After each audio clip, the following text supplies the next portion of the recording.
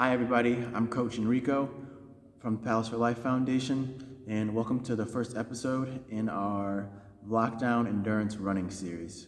So we at Palace for Life are super dedicated to supporting people and supporting the community during lockdown. And so we'll be looking to offer these brief endurance running workshops over the next few weeks. So be on the lookout for these weekly uploads. And whether you're an intermediate runner or you're just kind of getting into it as a result of the lockdown, join us for the next few weeks. I'm sure you'll find something that's beneficial for you. So today's episode, what we're going to cover is nutrition, hydration, and supplementation for endurance runners. And we'll also have a special guest appearance to kick off the first episode of the series. So make sure you stay tuned for that to hear how an ultramarathon runner kind of goes about his nutritional strategies to maximize running performance. When we think about fueling our bodies to perform, we have to first think about what the demands of the activity are. And so because most endurance events last a little bit longer may last longer than an hour and a half, we want to be fueling for that. So it's to say if you're a beginner or if you're doing like a 3K or a 5K or maybe even a 10K, something that's gonna generally last under like an hour, you should be able to get the energy requirements and the nutrient requirements for that activity just from a well-balanced diet. Now, if you're doing something that's longer than an hour and a half, such as like a full marathon or a half marathon, especially if you're a beginner or someone that's intermediate, then we can kind of think about the recommendations and strategies that we may need to help fuel our bodies to perform. So before we kind of go over some of those strategies, we first need to get familiar with the terms that we're going to use. So one term that we'll use pretty frequently is glucose. And so glucose is a type of sugar that's sourced from carbohydrates, and it's the fuel source that pretty much provides energy to our muscles and body, especially during exercise. Now, glycogen is a stored form of glucose, and we usually store it in the muscles or in our liver. So it's essentially just kind of glucose that hasn't been broken down yet, and it's just packed away for when we need it. Now, carbs are a type of macronutrient, which is a nutrient that's required in large amounts in our diet. And so carbs are mainly known to provide us energy to perform. So carbs kind of give us that glycogen, and which gives us that glucose that we need to keep on running at the pace that we need to perform well. A glycemic index is a number that represents the ability of a food, a carbohydrate food, to increase the level of glucose circulating in our blood. And fructose is another type of sugar that the body uses as a fuel source. So protein, which is another one of the macronutrients, helps kind of to build and maintain muscle. Cool, so now that we have some kind of basic definitions for some of the terms that we're going to use, let's go ahead and just get right into the practical recommendations for nutritional strategies for endurance running. When we're thinking about nutrition strategies for performance, it's really important to weigh ourselves because that will generally dictate how much of something we should have. So for carbohydrates, when we're training, current guidelines would recommend about 6 to 10 grams per kilogram of body mass if you're training 1 to 3 hours, and 8 to 12 grams per kilogram of body mass if you're training more than 4 hours a day. And so we always want to start with that conservative lower amount just to see how our bodies react and see how we respond during training to the amount that we've taken in. Because we're essentially training our digestive systems and our gut to store and utilize these carbs while trying to minimize any feelings of like sluggishness or any gastrointestinal problems like bloating, and need to use the restroom while we're training.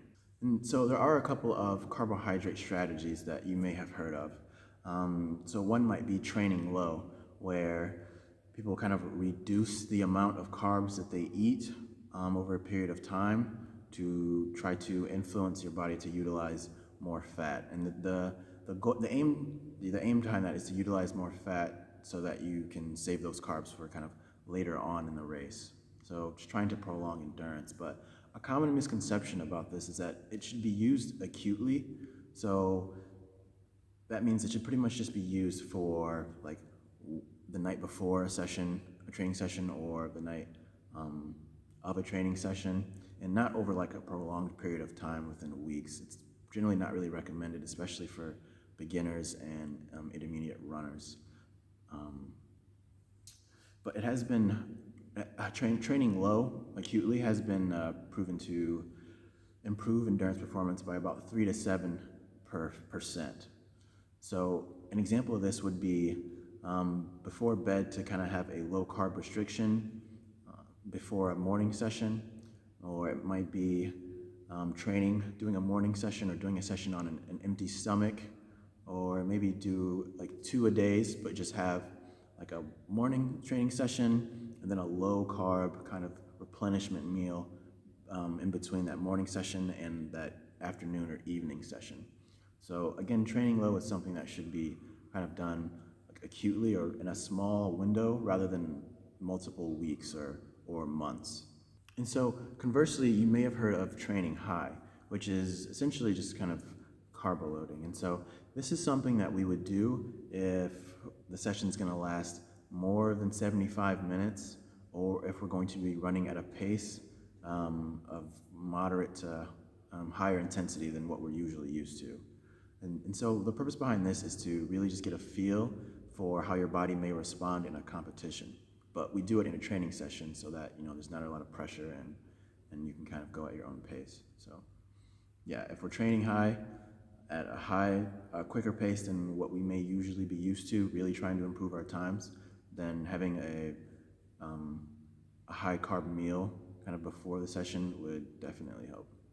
And so generally we want to be having, in terms of protein, 1.4 to 2 grams per kilogram of body mass a day. And we'd like to see these proteins come from food sources with a high leucine content.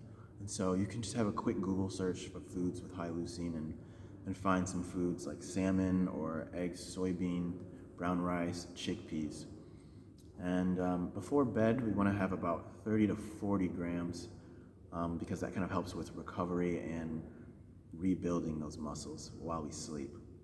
After a training session, about 0.3 to 0.4 grams per kilogram of body mass should be included with our kind of post-training meal if we are just looking to generally kind of recover from the session and replenish ourselves. And so going into the morning of a competition, generally what we would like is about 8 to 12 grams per kilogram of body mass, and we want to be trying to get this in 36 to 48 hours before the competition. And so these meals should generally be low in fiber, and again, just want to stress that it's important to kind of experiment with the correct amount for you during these training sessions so that when you're in the competition, you don't feel bloated or sluggish or like you need to use the restroom excessively or anything like that. Now, the morning of a run or the morning of a marathon, we would want to have about 1 to 4 grams of carbs per kilogram of body mass. And so we want to have this about 3 to 4 hours before the start time. And these should be easily digestible, low in fiber, low in fat, and protein. So this could be liquid, and these could also be gels. And you could have these gels and liquids maybe even 60 minutes before the race time. Now, it's important to kind of refuel ourselves to kind of minimize the amount of fatigue that we feel and keep our bodies performing at a optimum level. So if your event's lasting more than 2.5 hours, we would generally say about 90 grams per hour is recommended, which kind of comes out to about 1.5 to 1.8 grams per minute. And so we want to make sure that these kind of quick snacks are high in glucose and fructose because they're really easy to absorb and quick to absorb by the body. So again, a quick Google search of snacks high in these sugars could do you a world of good and help you plan for an event. Now, after a marathon, what we would want to have in terms of carbs would probably be about 1.2 grams per kilogram of body mass immediately after and every hour after for the next 4 hours once your race finishes.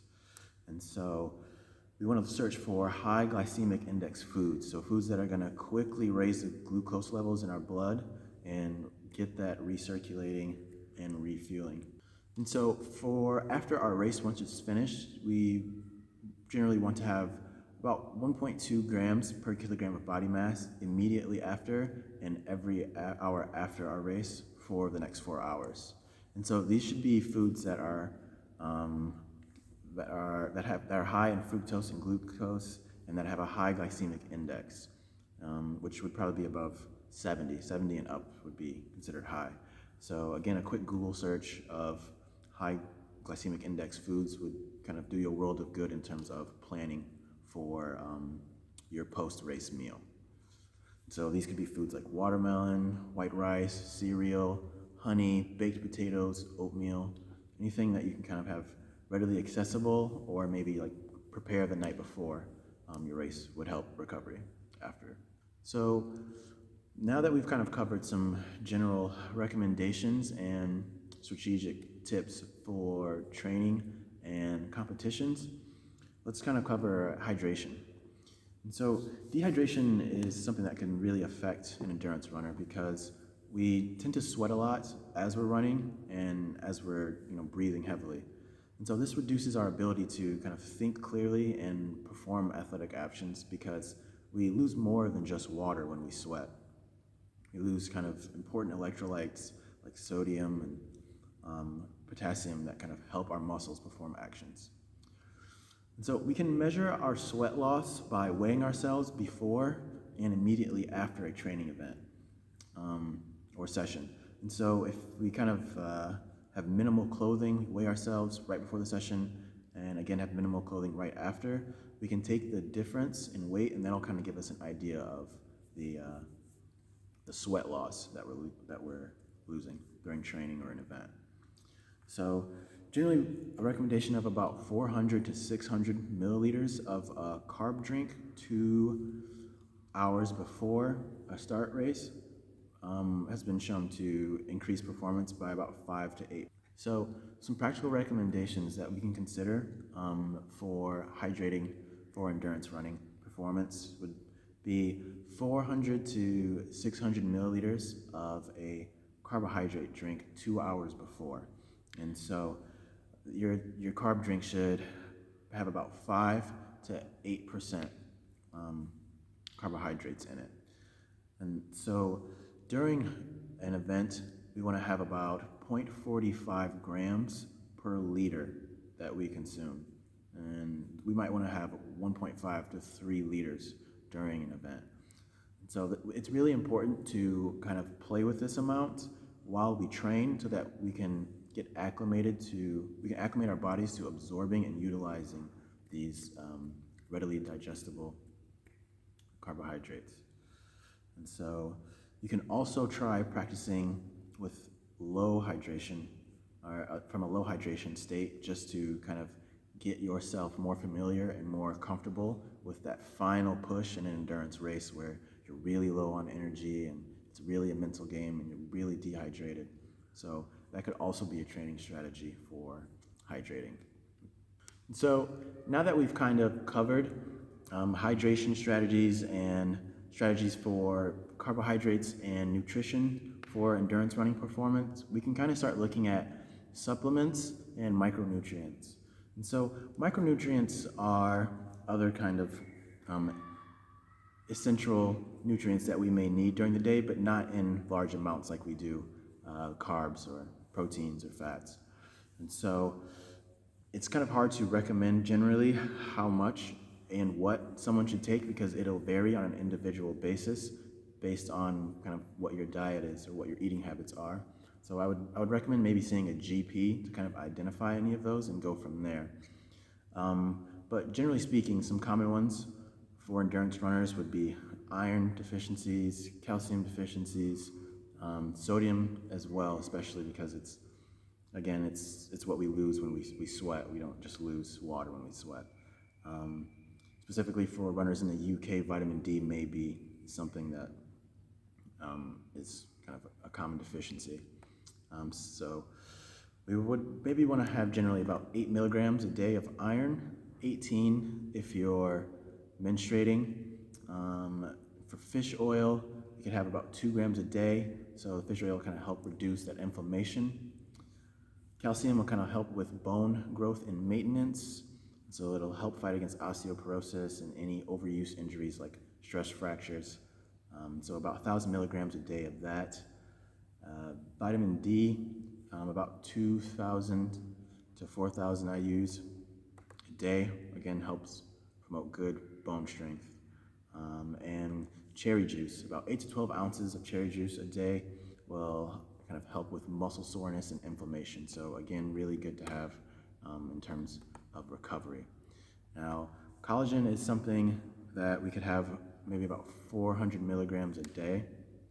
And again, that'll kind of help protect and restruct those ligaments. So if we pick up an injury while we're running, collagen is something that we should look into. Lastly, probiotics. So glutamine and other probiotics will kind of help maintain and optimize gut health so that we can easily digest the foods that we're consuming and use them to perform.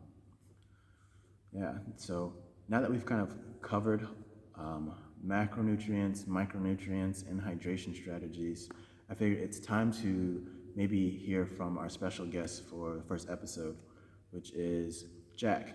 And I'll kind of introduce Jack and let him tell you a little bit about himself and kind of some of his nutrition strategies as an ultra marathon runner. Hey everyone, my name's Jack. I'm a Palace for Life playmaker and I have a huge interest in running. I've been doing this for many years, running marathons and ultra marathons all over the world. So I thought I would share some of my experience and some of my knowledge, and hopefully that helps. Today I'm going to be talking about nutrition, and nutrition is something that's really important if you're a beginner and if you're an intermediate, but also hugely if you are someone that takes this really seriously. But every step of the way, if you have good nutrition, it's going to help you out. Now, as a beginner, if you're someone who just has started running or wants to do a few miles a week, a couple of times or once a week to stay fit, maybe to lose a few kilos, or just to stay mentally strong, or just for a bit of a break, then you won't really have to do too much to your diet if you are already having a healthy, balanced diet with most of the major food groups. There is this myth that because you run, you need carbohydrate and you need energy, and this to some extent is true, but not when you're running at small distances and low intensities. When you start to really put on the miles and hours into running per week, then carbohydrates are definitely going to be a friend. But if you're just starting off, there's no real need to add a huge amount of carbohydrate to the diet, especially if you're already getting it from your vegetables, from your fruits, and maybe a few starches. So as long as you're having a healthy, balanced meal, that should provide the energy for you. If you're someone who feels that you have ups and downs in your energy levels, then it's a good idea to see, am I eating simple sugars? Am I having fast foods? Am I having high fat and high sugar diets? Because that's going to cause sort of peaks, but also dips in your energy levels, where you can have loads of energy and then feel like you're crashing a little bit. So balance is good in terms of your diet. Even if you run more, balance is good. So that's something that we have to start off as balanced diet, and then we go from there. So for me, when I realized I actually needed to add more carbohydrate in my diet, it was when I felt hungrier. And I was eating balanced, but I still felt quite hungry at times. And that was just because I was burning off far too much energy as I was consuming. I was running almost every day and for relatively long spells as well. So that was a good idea for me to increase my carbohydrate consumption on a daily basis, or especially if I knew I was going to do a long run. And that isn't by just stuffing my face full of bread and pastas and things like that, but just in my meals, just adding some carbohydrates, just a few more. So having in terms of that balance, having a slight imbalance towards carbohydrates. So slightly more potatoes into a meal, or an extra piece of bread or something like that. But that was because my body needed it, and I was able to maintain the weight I wanted and the performance I wanted, but also have the energy. Now, you obviously also don't want to just pack on the carbohydrates either, because carbohydrate, if you have too many carbohydrates, the side effect of that is your body can retain water, and you don't necessarily want to retain all this water in your cells because it can lead for you to feel a bit heavier or maybe a bit sluggish. So it is all about balance. Even when you start to increase your carbohydrates, it's not about going silly. If you're someone who has an event coming up or a competition or just a challenge of your own, maybe it's even just a really, really long run one weekend, it could be a good idea to do what's called carb loading. And that's exactly what it sounds like, just loading your body up with some carbs so you've got a bit of a store for the next day. Because when you hit the wall and you feel very demotivated and tired and possibly hungry as well, that's typically because your body is just completely empty of energy. And it can be really horrible when you get in that dark place. So you put yourself in a good position if you can load up on some carbs. I personally wouldn't carbohydrate load for a 5k race or a 10k race because I don't think it's long enough, and I think that the energy that you get from your meals will be enough. I would be hesitant to carbohydrate load for a half marathon because I know for me that I don't need to do that, whereas you may. But definitely for a marathon and for an ultra marathon, I will stock up on carbs, and that can sometimes be up to 2 or 3 days before the event. And that's not just eating pure carbohydrates, it's just adding carbohydrates to my meals, making them a bit carbohydrate heavy. So I'll have a mix of solid carbohydrates and liquid carbohydrates. Liquid because it's easier for your body just to take the carbohydrate out rather than breaking the food down inside and stripping the carbohydrates it needs. So I just tend to have a bit of a mix. I'll have energy drinks, and for those who are over 18, I will sometimes have a beer. The beer also gives me some of the minerals that I'm going to lose through sweat the next day, and that can be alcohol free as well. But obviously you don't have to go too crazy on that, but that's something for me that I felt has always put my body in a really good hydrated place. And also it's quick calories, it's quite calorific, so it gives me a bit of a buffer for the next day. If I don't do that, I will have hypertonic energy drinks. That's hyper, because you can have hypertonic, isotonic, and hypotonic. All have different functions. Hypertonic is good before an event, isotonic is good during, and hypo is good afterwards. Hypertonic not only gives you some sugars and some carbohydrates, but it also gives you a bit more salt. Isotonic, you tend to have a more balanced salt to water ratio, and that is good during performance.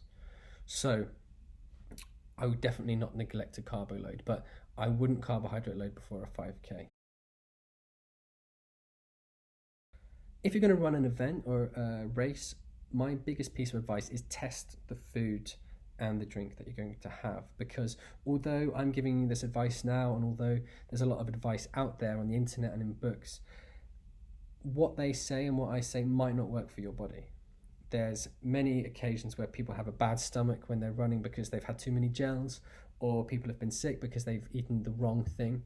So it's never really a good idea to try something brand new before a race. Just like you wouldn't wear a brand new pair of shoes the day before a marathon, it's the same sort of thing, because you can experience the side effects of brand new foods.